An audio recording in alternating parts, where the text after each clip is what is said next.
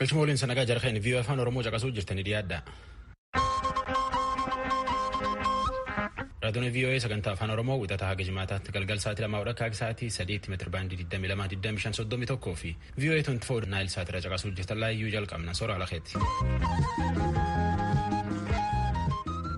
Akka ibsa Koongireesii Federaalistii Oromootti bulchiinsi godina Wallaggaa dhihaa warri dhiyoo tana gulisootti nama nagaa fixe kaan qabnee kaan dura tarkaanfii fudhannee jedhe. Ijjechaan sunilleen gosa tokko ofirratti xiyyeeffattee miti jedhe. Muummeen ministeera Itoophiyaa tarkaanfii mootummaan isa naannoo Tigraay irratti fudhachuu jiru irratti sanbata dabre ibsa kenne. Ameerikaaf addunyaatti namni dorgommii boksii yookaan tantoommuutiin beekamu ka sekendii 30 keessatti dhiira hedduu cinaachi lafaan ga'e Maayik Taayisan. Maayik nafsibiila jedhaniin kaane qarii hubamee dorgommii lakkise amma bultii 20 duubatti waan ta'u na eegaa jechuu jira. Waan adda saniitti nu keessaa tokko oduutu jubee nutti. Akka mooltan dhaggeeffatoota keenyaa oduun har'aaf qabnu kunoo. Muummichi ministeeraa Itoophiyaa Abiyyi Ahmed kaayyoon tarkaanfii naannoo Tigraay keessatti seera kabachiisuu shaffisaan hojiirra oolfamaa jira jedhan. Akkuma gurmuu yakkamtootaa hidhannoo hiikkachiisame mootummaan seera qabeessi naannoo sanatti deebisamee gad dhaabbatetti tarkaanfiin kun ni xumurama. Jarreen seera jalaa baqatan murtii seeraatti dhiyaatu jechuun har'a fuula tiwiitarii isaanii irratti barreessan. Tarkaanfiin waraanaa sunis akkuma karoorfametti kan geggeeffamaa jiru ta'uu dubbatan. Kanuma walqabatee raayyaan waraanaa Itoophiyaa dirree xayyaaraa Umaraa fi magaalaalee naannoo sanaa ijoo ta'an qabachuusaa beeksise jechuudhaan Iskindir Firee Finfinneerra gabaasee jira. Maddi oduu yookaan miidiyaan Tigraay immoo kan humnoonni federaalaa dirree xayyaaraa Umaraa qabanne jedhan haalee jira. Gama biraatiin Mulugeetaa Asbahaa Maqaleerraa akka gabaasetti hoogganaan bulchiisa naannoo Tigraay Dr. Dabratsiyoon Gabramikaa'el mootummaan Eertiraa har'a karaa Baadimmee weerara nurratti geggeesse jechuudhaan balaaleffatanii jiru. Dr. Dabratsiyoon ibsaarraa kennaniin weerara mootummaa federaalaaf mootummaa naannoo Amaaraa nurratti baname ofirraa gataa jirru mootummaan Eertiraa immoo isaan gargaaruudhaan karaa dudduubaan waraane jechuudhaan dubbatan. Kaleessas meeshaaleen waraanaa guguddaan Eertiraarraa gara Umaraatti dhukaasamaa ture jedhan. Hojiin ofirraa ittisuu keenya waan jabaateef sodaatanii humna alaa kadhatanii nu waraanaa jiru jechuu isaanii Mulugeetaa Asbahaa Maqaleerraa gabaasee jira. Haleellaa mirga abbaa biyyummaa irratti aggaamame kan alaas ta'e ka biyya keessa gamtoominaan ofirraa ittisuudhaaf qophiidha jechuudhaan paartiin uummata Affaar beeksisee jira. Hundeeffamuu paartichaaf sababaan cunqursaa Hiwaatiin irratti geggeessamaa ture ta'uu ka dubbate paartichi Hiwaat ka mirga abbaa biyyummaa Itoophiyaa qormaata keessa galchu jechuudhaan balaaleffata. Gareen Hiwaatiin hoogganamu aanaalee bulchiisa naannoo Affaar keessa jiran fudhachuuf jecha naannoo sana dirree waraansaa gochuudhaaf hojjetaa jira jechuudhaan paartichi uummata Affaar dubbatee jira. Naannolee Itoophiyaa adda addaa keessatti haleellaalee eenyummaa irratti hundaa'uudhaan geggeessaman keessa akka harki waa jirutti eere ibsi paartichi baase. Bulchiisa naannoo Somaalee keessatti nagaan buusaa ka dubbatan eeggataa pirezidaantiin bulchiisa naannoo Somaalee obbo Mustafaa Mahammad kan irraa eegamu hundaan mootummaa federaalaa deeggaruuf qophii ta'uu isaas dubbatanii jiru. Raadiyoo Sagalee Ameerikaa waliin gaaffiif deebii geggeessaniin kan kana dubbatan obbo Mustafaan duulli seera kabachiisuu Tigraay keessatti geggeessamaa jiru yeroo gabaabaa keessatti xumurama jedhanii akka manan eran. Naannoon Tigraay mariif gaaffii dhiyeessuu isaa dura filannoo seera alaa geggeessa kuffisuu fi yakkamtoota of keessa dhoksee kaa'ee dabarsee kennuu qaba jechuu isaanii Addis Chakkol gabaasee jira. Mootummaan ce'umsaa Sudaan naannoo daangaa biyya isaatti kan argamtu kutaa Itoophiyaa naannoo Tigraay keessatti wal waraansa hammaachaa deemuu isaatti yaaddoo qabu ibsee akka gareeleen martinuu wal waraansa dhaabanii wal dhibdee gidduu isaanii karaa nagaaf mariin furatan waamicha dhiyeessee jira. Mootummaan Kaartuum maadheffate kun akka hoogganoonni biyyoota Afrikaa fi hoogganoonni idil addunyaallee nagaaf sabatiinsa naannoo sanatti buusuu irratti gargaaraniif Itoophiyaa keessatti hiree nagaa buusuu tarkaanfachiisan waamicha dhiyeessee jira jechuudhaan Maayikil Atit Kaartuum irraa gabaasee jira. Gama biraatiin aangawoonni kasalaa ka kutaa Sudaan yeroo muddamsi waraanaa naannoo Tigraay keessatti guyyoota dhiyoo as hammaatee jiru kanatti daangaa Itoophiyaa waliin qaban cufuu isaanii beeksisanii jiran. Gabaasaa Maayikil Atit jaallanneetu dhiyeessa. Bulchaa eeggataa kasalaa ka ta'an Faataal Al-Ameen hanga haalli Tigraay keessaa tasgabbaa'utti daangaan Sudaan cufamee ture jedhan. Jimaata darbee muummichi ministeeraa Abiyyi Ahmed waraanni samiirraa haleellaa gaggeessuun rookeetaaf meeshaalee gurguddoo Tigraay keessaa barbadeessuu himan. Kana malees baatii ja'aaf labsiin yeroo hatattamaa hojiirra kan oolu ta'uu dubbatan. Al-Ameen akka jedhanitti aangawoonni kutaa kasalaa koree naannoo hundeessuun bakka Sudaanii fi Itiyoophiyaan waldaangeessu Wed Al Helio akka to'atan akkasumas aangawoonni Sudaan siviilota hokkara Itiyoophiyaa keessaa dheessuun ba'an simachuun gargaaruu jedhan. Aangawoonni Kasalaa gareen kamiyyuu Sudaan seenuun dirree waraanaa akka godhanii hin fedhan ka jedhan Alaamiin namni qawwee baatu Kasalaa akka seenu hin eeyyamamu jedhaniiru. Garuu kanneen hidhannoo hin qabne hawaasa naannoo Wed Aliyootti battalumatti simannaa argatu jedhaniiru. Wal waraansi mootummaa Itiyoophiyaa fi TPLF gidduutti torban har'aa kan jalqabame yoo ta'u kunis Dr. Abiyyi aangawoonni Tigraay maadhee raayyaa ittisa kaaba biyyattii jiru haleeluun meeshaa waraanaa saamuuf yaalan ega jedhanii booda. Kamisa darbee ajajaan humnootii waraanaa biyyoolessaa Biraanuu Juulaa akka jedhanitti waraanni dabalataan naannoo sanatti ka bobbaafame yoo ta'u Itiyoophiyaan Tigraay keessatti lola hin eegamin keessa seentee jedhaniiru. Sana booda ture Al-Amiin jaarmeeyonni nageenyaa kan Sudaan humnootii waraanaa Sudaan dabalatee naannoo daangaa Sudaanii fi Itiyoophiyaatti dammaqinaan akka turan ajajan. Daangaan Sudaan har'aa qabee hanga yeroo hin beekaminitti ifatti cufameera jedhaniiru. Kasalaa keessatti namoonni ijaan argan akka jedhanitti humnootiin waraana Sudaan hedduminaan Kasalaa keessa buufatanii jiru. Humnootiin deeggarsa tattamaa gareen daangaa kabachiisan immoo dilbata darbee gara daangaa Itiyoophiyaa Sudaanitti qajeelaa akka turan kanneen ijaan argan kun dubbatanii jiru. Dhagaa jirtan raadiyoo sagalee Ameerikaa sagantaa afaan Oromooti. Bayi filannoo Yuunaayitid Isteetsi walitti dhiyaatee ture kan injifatan Dimookiraatichi filatamaan pireezidaantummaa Joo Baayiden biyya siyaasaan baay'ee adda qoqqoodamte ka dhibee vaayirasii koronaaf dinagdee miidhamerraa dandamachuuf wallaansoo qabaa jirtu bulchuutti fuula deebifatanii jiru. Gabaasaa Biraayan Paaden tujubeetu dhiyeessa. Kan pireezidaantummaa Yuunaayitid Isteetsi filataman Joo Baayiden carraa kunuunsa eegumsa fayyaa babal'isuu akkasumas hojjettoota hiyyeeyyii ta'aniif deeggarsa gochuuf dalagaawwan miliyoonaan lakkaa'amu kan argamsiisan industiriiwwan enerjii misoomsuuf waadaa seenan. Haa ta'u malee yaaddoon isaanii inni guddaan kan Yuunivarsiitii Joons Hopkinsiin gabaasameef Ameerikaa keessaa lubbuu 237,000 galaafate weerara koronaaf furmaata kennuudha. Weerara kana dhaabsisuuf tattaaffii yookaan cicha tokkollee nan bifadhu. Baayiden qorannaa geggeessamu babal'isuu, hojjettoota eegumsa fayyaaf meeshaa ofirraa ittisan baay'isanii oomishuuf talaallii qopheessuuf raabsuu irratti kan fuulleffate gurmuu duula vaayirasii koronaa wixata darbe hundeessanii jiran. Haa ta'u malee Baayiden ajandaa isaanii fiixaan baasuuf innaa bulchiinsa Tiraamp addaddummaa hidda gaffageeffate xiinxaluutu irra jira. Fooyya'ina argamsiisuuf mormitoonni keenya akka diinaatti ilaaluudhaaf. Addaddummaan jiru hidda gaffageeffateera. Kun immoo yeroo keessanii fooyya'a jedheen abdadha. Battala ta'uu hin danda'u akka salphaattis hin ta'u jedhan. Baayiden aangawaa olaanaa paartii Riippaabilikaanotaa Mich Mikaanel yoo Riippaabilikaanonni dorgommii barcuma sanatii kutaa Joorjiyaa lamaan keessaa tokko injifatan hoogganaa garee sanatii ta'uudhaan kan ajandaa mana marichaa qopheessan biraa mormii cimaan isaan mudachuu mala. Kurna hedduuf sanatii ta'uun kan tajaajilan Baayiden bulchiinsa Baaraak Obaamaa keessatti itti aanaa pireezidaantii ta'anii kan hojjetan yoo ta'u furmaata fiduudhaan beekamu. Makaaniliif kanneen biroo waliin walitti dhiyeenyi isaan qaban garuu qoramuuf deemaa jedhu xiinxaltoonni. Baayiden dantaa waliiniif waliigalteen gam lamaanii barbaachisaa ta'uusaa cimsanii yaadachiisan. Fooyya'ina argamsiisuuf mormitoota keenya akka diinaatti ilaaluu dhaabuu qabna. Nuti diina walii miti. Nuti lammiiwwan Ameerikaati. Haa ta'u malee hooggantichi garee Dimookiraatotaa kun eegumsa fayyaa mootummaan deeggaramu kan fedhaniif jijjiirama qilleensaatti duuluuf tarkaanfiin cimaan kan akka fudhatamu kanneen fedhan paartii ofii biraas qormaata isaan mudachuu mala. Dimookiraatonni gara bitaa leellisan hangi tokko kanneen akka miseensa mana maree kutaa Niw Yoork Aleksaandiriyaa Okaasiyoo-Koortees Dimookiraatonni yaada madaalawaa qaban Riippaabilikaanota waliin waliigaltee uummachuuf jecha dhimma ijoo boodatti dhiisuuf yaada hiruu isaanii ilaalchisee yaaddoo qaban ibsaniiru. Dhaggeeffattoota keenya oduun har'aaf qabnu kanuma. Waldorgommii kubbaa harkaaf miila Ameerikaa NFL'tti jiran torban 9 keessa jiran torban 17 tafe.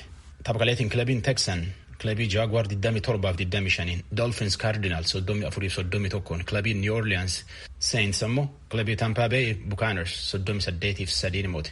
Kilabiin akkammoo wantoonni taphataa beekamaa NFL Tom Brady'ti nama marroo 6 waancaa kubbaa harkaa miilaa Ameerikaa Super Bowl mo'e. Dorgommii FA Cup illeetti jiran dorgommii kilaboota kubbaa miilaa Ingiliiziitti dhibbedduu waliin taphata. Takkumaam ta'ennaan achumaan keessa galta. Haga ammaatti Arsenaalitti marroo 14 shaampiyoona ta'e. Ardammoo kilabii Oxford City fi Northampton Town'tti waliin taphata. Dorgommii FA Cup tana marsaa 12 taphatan. Marsaan qaraa first round ardobbaati. Marsaa qaraa tanaayyuu keessa kilabii 48tti jira. Dorgommii guyyaa boqonnaa taphatan waan taateef aga gannu dhufoolleen deemti. Khaanin sibiili jedhan Khaanin ammoo jabaa namni cufu caalu jedhaniin. Mike Tyson fi Roy Jones jarri lachuun nama Ameerikaatti dorgommii booksii yookaan tantoommuutiin addunyaa keessa beekan. Jones nama ganna 51tti marroo 75 dorgome 66 mo'ee tan keessa 47 warra waliin dorgomu dha'ilee tolche knockout. Ufi ammoo marroo 9 mo'an. Irene Man ammoo maqaa moggaatii Mike Tysoniiti. Tyson naf sibiilaati jedhaniin amma nam ganna 54tti marroo 58 dorgome 50 mo'e tan keessa 44 knockout warra waliin dorgomu dhagaggabsee dorgomii keessa baase. Jamoo amufi. Jara kun yuubame dorgomii lakkise ammaan tan ammoo walitti qophaa'u jira. Harki Mike Tyson haga mariifataanii abbaa isaa wal dorgome beeka. Taatullee sekondii 30 keessatti dhiiradduu cinaachi lafaan ga'e. Yoo dorgommii sun irra baatee gaddaa jedheen Holyfield illee nam dorgommii tan irratti guddoo beekan. Holyfield nam gargaarni 24 gan 23 duratti Mike Tyson waliin wal dorgome. Holyfield nam gan 58 barkum 1996 keessa Mike Tyson wal dorgome gaafas Holyfielditti mo'ee jedhaniin marsaa 11 keessoo irratti ganni tokkoon duubatti ammoo barkum 1997 walitti dacha'an marsaa 3 irratti walitti dacha'an Mike Tyson ittuma midhaafatetti ilaalum laaletti gurra Holyfield qarxamma tolche ammallee teetifataa jennaan qabanii gargar baasan achumaan taphii dhumate gaafas Holyfielditti mo'e jari kun ammaan tan gargarni 20 wayitiin duubatti walitti dacha'a guyyaa 20 tafe yoo hanqachuu baatte oduun ispoortii gabaabduun tanu. Oduun galgala kanaaf qabnu kanu.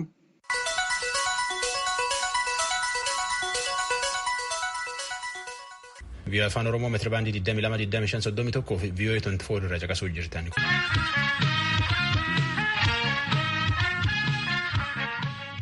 Muummeen ministeera Itoophiyaa Dr. Abiy Ahmed lola naannoo Tigraay irratti sanbata dabre ibsa kenne. Lola kunin gar lola guddaattuu jijjiiramuu danda'a jedhanii yaaddoo jira. Jalanneen nutti. Muummichi ministeera Itoophiyaa Abiy Ahmed seera kabachiisuuf tarkaanfiin fudhatamaa jiru seeraan buluu diduun mudate akkuma xumura argateen kan dhaabbatu ta'uu ibsan. Ergaa tiwiitarii irratti barreessaniin waahillan keenya yaaddoo qaban ibsaniif Itoophiyaan ni dinqisiifattii jedhaniiru. Akka biyya abbaa biyyummaa ofii qabdu tokkotti dandeettii dhimma biyya keessaa gaggeessuu qabnuun duulli kun gaggeeffamaa jira jedhan. Miseensi koree hojii raawwachiistuu adda bilisummaa uummata Tigraay yookaan TPLF ka ta'an obbo Geetaachoo Raddaa dilbata kaleessaa akka jedhanitti xayyaara waraanaa Itoophiyaa kuffisneerra jedhan. Dubbi himaan ministirii ittisaa kan Itoophiyaa Jeneraal Mahammad Tasammaa jecha kana fudhatama dhabsiisuun jeettonni keenya hundumtuu ergama isaanii raawwachuudhaan nagaan deebi'aniiru jedhan. Sanbata darbe barreessaa dureen tokkummaa mootummootaa muummicha ministeeraa Abiy Ahmed waliin bilbilaan dubbataniiru. Akka ibsa tokkummaan mootummootaa baase jedhutti lameenuu muddamiinsa bulchiisa naannoo Tigraay keessaa fi maanguddummaa Igaadiif waajjira barreessaa dureen gaggeeffamu irratti dubbatan. Muummichi ministeera Itoophiyaa Abiy Ahmed dilbata kaleessaa tarkaanfii waraanaa Tigraay irratti gaggeeffamu itti fufuu beeksisan. Duulli kunis seera kabachiisuuf kan jedhamedha jedhaniiru. Samiirraa haleellaan gaggeeffamu biyyattii keessatti wal waraansa siviilotaa kaasaa sodaan jedhu akka dabalu taasise. Muummichi ministeera Abiy hoogganoota Tigraay waliin akka dubbataniif waamicha tokkummaan mootummootaa fi michoonni kutaa sanaarraa dhiyaate fudhatama dhabsiisan. Humnootiin hooggana Tigraayiif amanamoo ta'an maadhee waraanaa Itoophiyaa kutaa sana keessa jiru haleeluun meeshaa waraanaa hatuuf yaalan jechuudhaan Dr. Abiy torban darbe duula waraanaa labsan. Hoogganni Tigraay jijjiirama deemokiraatawaa Itoophiyaa keessatti argame tuffatuu jechuun himatan Dr. Abiy. Xayyaaronni waraanaa kan mootummaa maadhilee Tigraay keessaa rukutaa jiru. Iddoon kunis Sudaaniif Eertiraa waliin waldaangeessa. Hojjetoonni gargaarsaa dilbata kaleessaa akka gabaasanitti kutaa sana bakka hedduu keessatti wal waraansa hamaa deemaa jira. Dhiyoo xiqqaate 6 ajjeefamanii hedduun madaa'aniiru. Dilbata kaleessaa Dr. Abiy qondaala waraanaa, tika nagaa, koomishinara poolisii federaalaa fi ministeera haajaa alaa haaraa muudanii jiru. Xiinxaltoonni akka jedhanitti walitti bu'iinsi hammaataa yeroo jiru kanatti walitti dhufeenya jabaa kanneen qaban gara sadarkaa olaanaatti ol baasan jedhu. Muummichi ministeeraa Abiy bara darbe biyya ollaa taate Eertiraa waliin nagaa buusuun jijjiirama deemokiraatawaa biyya cunqursaan guddaan keessa jiru Itoophiyaatti argamsiisan jedhamuudhaan badhaasa Noobeel kan nagaa badhaafamanii turan. Garuu ce'umsi deemokiraatawaan Dr. Abiy waadaa seenan walitti bu'iinsa Tigraay waliin uumame kanaan balaan isa mudachuu malaa jechuudhaan gareen Intercrisis Group jedhamu torban darbe akeekkachiisee jira. Dr. Abiy haasawaa televiziyoonaan dhageessan irratti hoogganoonni Tigraay qabiyyee akkamiin irra deddeebi'anii seera cabsaa akka jiran hawaasni addunyaa akka hubatuuf gaafatan. Gochi isaanii kun mootummaan seera kabachiisuuf akka tarkaanfii fudhatu taasisee jedhaniiru.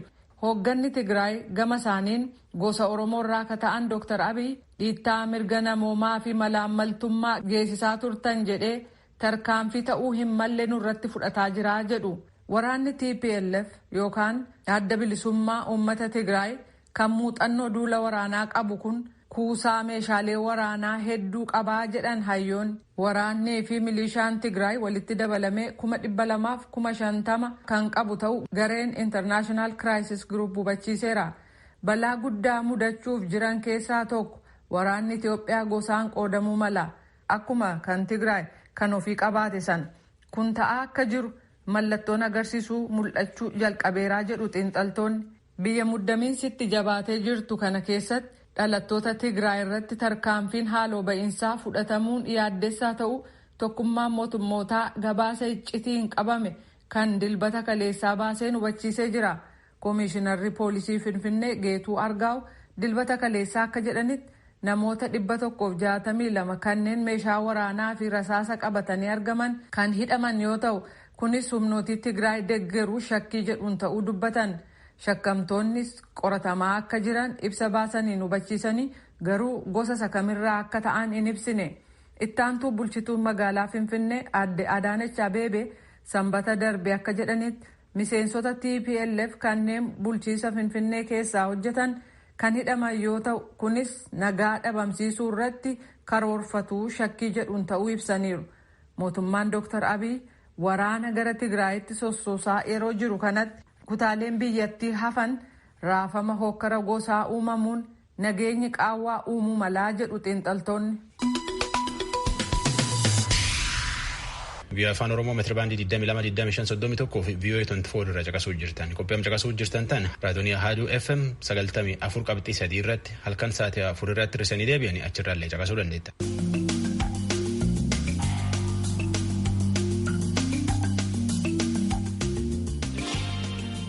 Akka bulchiinsi godina Wallaggaa dhiyaa jedhetti warra lol'iyoo sanaatiin gulisoota baqatee qarqaaruu jiran. Akka bulchaan godina kanaa obbo Eliyaas Ummataa jedhetti miilota baa'uu shanii achitti nam fixanillee kaan qabanii kaan tarkaanfii irratti fudhatan. Nam hagana ajjeesni jechuu baatullee nama 45 qaqqabnee jedha. Akka koomishineerii poolisii Oromiyaa Araarsa Mardaasaa Sanbata Dabre jedhetti Wallaggaa dhiyaatti miilota abaa'uu shanii 24 fixan. Kamkaaniin ammoo akka bulchaan godina Wallaggaa dhihaa jedhetti namni milishooti abaa'uu shanii gulisootti fixanii gosa tokko qofaa miti. Miilota abaa'uu shaneetiin himatan kan irratti oduu hima isaanii bilbilaan argachuu hin dandeenye jedha. Naakoor Malkaa oduu nu ergeen. Godina Wallagga Lixaa Aanaa Gullisoo ganda gaawwaa gaanqaatti torban darbe jechuunis akka lakkoofsa Itoophiyaatti onkololeessa 22 bara 2012 ajjechaa lammiilee nagaa ganda gaawwaa qaanqaa keessa jiraatan irratti taasifame hordofuudhaan jiraatota gandichaa qe'ee ofii irraa buqqaan deeggaraa jiraachuu fi qe'ee isaaniitti deebisuudhaafis hojjetaa jiraachuu dubbatu bulchaan godina Wallagga Lixaa obbo Eliyaas Ummataa. Deeggarsa namoota kanaaf mootummaaf hawaasni taasisaa jira jedhanis akkasitti ibsanii jiru. Obbo Eliyaas.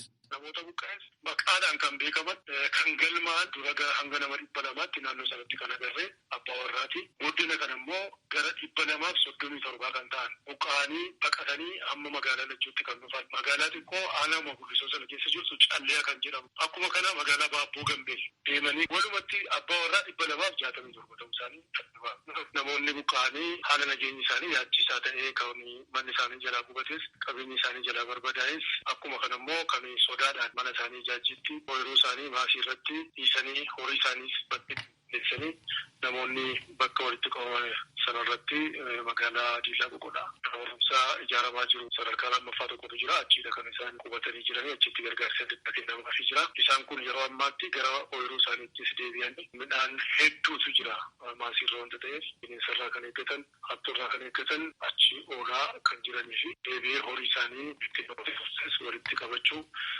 sammuu isaaniitti deebi'uu sodaa keessaa bahuu waan akkasitti deebi'amaa jira. Jaarsoliin sanaa abbootiin amantaa dhalootaan itti dhiyoo ta'anis uummata kanatti birmataniiti kan isaan jiranii. Godinarraas tiimiin achi jiru jira.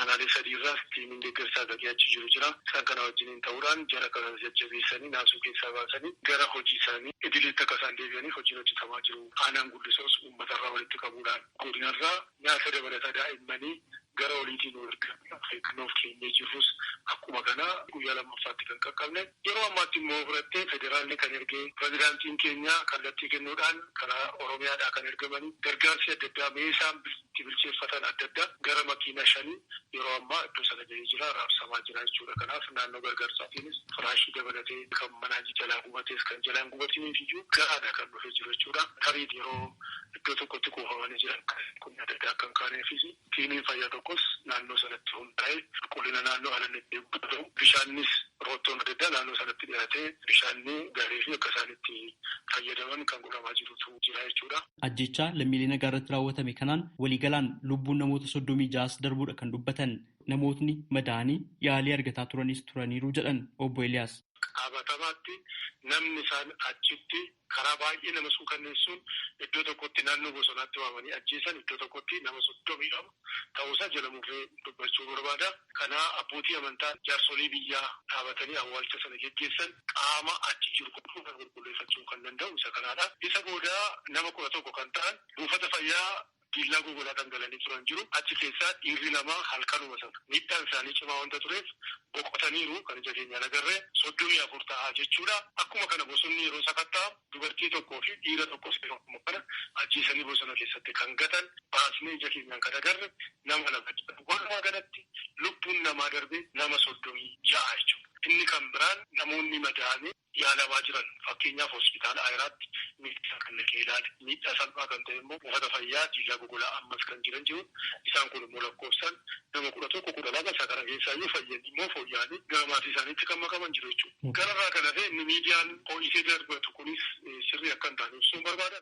Sabaa maaliin tokko haliillaan kun dhalattoota saba Amaaraa qofaa irratti kan xiyyeeffate jechuudhaan kan dubbataa turanis dogongoraa jedhan. Qaaxxee kanaan dhalattootni Oromoo ajjeefamanis jiru jechuun akkasitti ibsanii jiru. Awwaalaman kana keessa maqaadhaan bulchaan ganda sanaa, maanajarri ganda sanaa, abbaan amantii ganda sanaa, jaarsoliin achi waggaa 35 wajjin kan wajjin jiraanne abaluudhaanii kan maqaa kaasan kan isaanii wajjin du'ee awwaalan Oromoon gara nama 5 akka isaan ta'an maqaadhaan nu kaasaa turan amma maqaa isaanii yaadannoo koorra jira. Hidhattoota haliillaa kan raawwatan jedhan mootummaan ABO 5 jedhee kan waamu hidhattootni kunneen immoo waraana bilisummaa Oromoo jechuun kan of waaman irrattis tarkaanfiin fudhatameera jechuun akkasitti ibsu obbo Eliyaas. Haalli naannoo sana jiru amma tasgabbiitti haalanitti deebi'eetu jira. Tarkaanfiin fudhatamee jira. Sakattoon naannoo sanatti gaggeeffamee jira. Hanga yoonaatti namni 45 dhimma kanaan kan wal qabatu to'annaa jala oolaniinu 45 keessaa harka akka kennatanii fi walitti bu'iinsa godhameen didanii deebisanii qaama nageenyaa naannoo sanatti bobba'ee jiru irrattis fincila kaasuuf kan yaalan irratti tarkaanfiin kan fudhatamee jira. Akkuma kana immoo harka kan kennatan jira. Shakkii uummataa naannoo sana jiruunis hawaasaatiinis heeruun irratti dhiyaatee to'annaa jala kan oolan jiru. Kanaaf yeroo ammaatti naannoo sanaatii hidhatee kan socho'u dhiibbaa geessisuu kan danda'u ammaaf odeeffannoo qaama nageenyaa keenya achi jirurraa fageenyaanis achirraa hanga sa'aatii 3 hanga sa'aatii 4tti deemanii hanga bosona limitii kan isaan jiran keessa dhokatanii ta'an sanaatti deemanii kan qulqulleessanidha. Yeroo ammaatti wanti yaaddessaa ta'e hin jiru. Obbo Eliyaas tarkaanfii humnootni nageegumsaa mootummaa fudhataniin hidhattoota ajjeefaman jedhan lakkoofsaan ibsuurraaf qusatanis Komishinarri Jeneraalaa Poolisii Oromiyaa Araarsaa Mardaasaa torban darbee guyyaa sanbata xiqqaa ibsa sabaa himaaleetiif kennaniin Wallagga Lixaatti hidhattootni ABO 5 lammiilee nagaa irratti haleellaa raawwatan 24 ajjeefamaniiru jedhan. Hidhattootni Jeneraal Komishinarichi ABO 5 jedhanii waaman 26 ta'an boojamaniiru jedhan. 23 ammoo gama nagaatiin humnoota nageegumsaa mootummaatti harka kennataniiru jechuun ibsanii turan. Dhimma kana mirkaneeffachuudhaaf dubbii himaa waraana bilisummaa Oromoo zoonii lixaa bilisummaa guutaatti bilbilus yeroodhaaf hin milkoofne. Bilisummaa guutaa gaaffiif deebii torban darbeetiin haleellaa kan nuti raawwanne jedhanii turan. Akkas jechuunis kan isaan dubbatanii turan. Waraanni bilisummaa Oromoo kallattii qaba. Kallattii qabu keessatti immoo lammii adda addaa miidhuudhaa fi waan irratti fuulleffatu hin qabu. Lammii kamiin biyyicha keessa kan jiraatullee akkuma lammii Oromootti ni qabsaa fi ni jiraachisaa. Ni tumsarraan ala tarkaanfii akkasii hin fudhatu.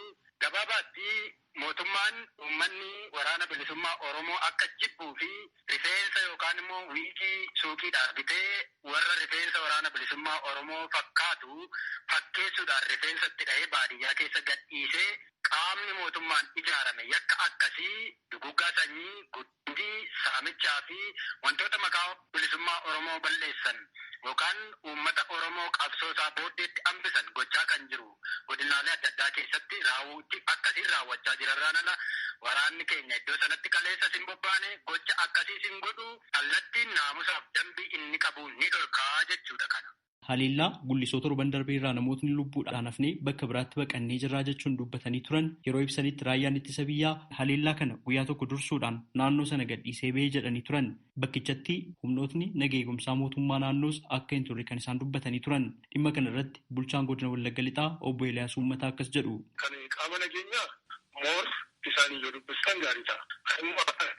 Nama godina kana geggeessuutti kan hin beeku raayyaan ittisa biyyaa naannoo sana akka inni ture hin beekama jechuudha. Kaampii jillaa gogonaa kanarra akka inni ture hin beekama. Dirqama kan biraatiif waamamanii akka jiranii guyyaa tokko guyyaa lama gidduutti dhageenyeerraa akka dhageenyeen qaama dhimmi isaa ilaalu.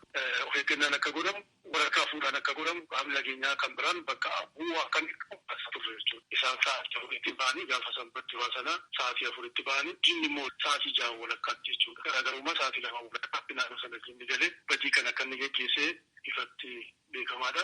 Kanarraa kanas akkamittiin uumamuu danda'e qaamni nageenyaa qaawwi akkamittiin uumamuu danda'e maal kan jedhu qoratamaa jira.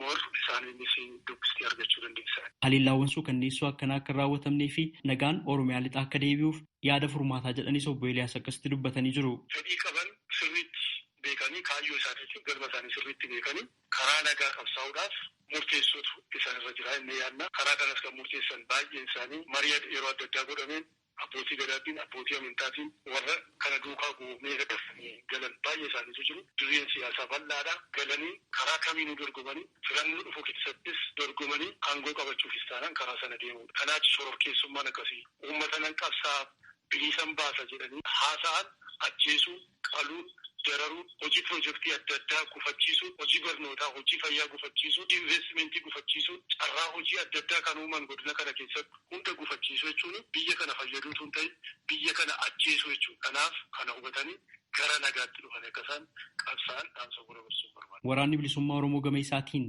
giddu seentummaa qaama sadaffaaf walabaa gaafachaa ture jira. Haa ta'u malee mootummaan dhimmichi abbootii gadaa, haadholii siinqee fi jaarsolii biyyaa akkasumas hayyootaan akka xumuramuuf tattaaffii gochaa turuusaa ibsaa ture jira. Ammas harka isaanii karaa nagaatiin kennatanii kan seenan yoo ta'e dhimmi kun xumura argataa jechuun mootummaan ibsaa ture. Furmaata rakkoo kanaa ilaalchisee kanaan dura gaafatamanii kan turan dubbiimaa waraana bilisummaa Oromoo zoonii lixaa bilisummaa guutaa akkas jedhanii turan. Mootummaa ilaallata kun mootummaa gaaffiin uummataa maal? Uummanni kun barbaada? Kamtu biyya kanaaf nagaa buusa jedhee gadi taa'ee gaaffii uummataaf deebii danda'u qaba kana fallisaa jechuudha.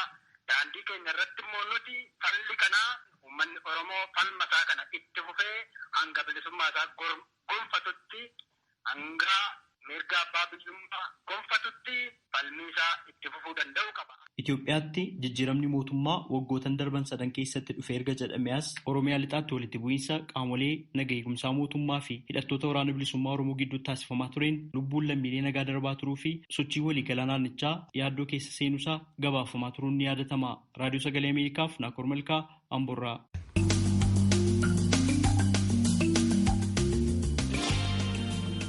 Taarratanum nagaa jenne nagee ansora ala keeti sagantaa afaan Amaaraatti ta'an nagaan bulla.